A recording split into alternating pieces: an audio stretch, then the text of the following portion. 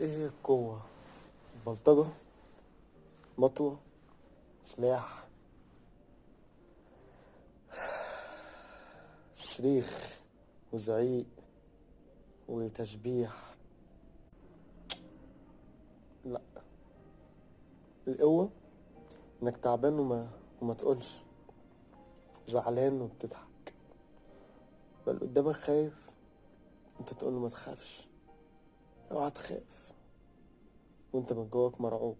لو كل حاجة ضدك وانت مش ضدها، انك تستقبل كل شيء بهدوء وسكينة وتفكر بعقل عشان تاخد قرار كويس، انك ما تزعلش ان ربنا يحكم عليك بشيء، تستقبله بابتسامة.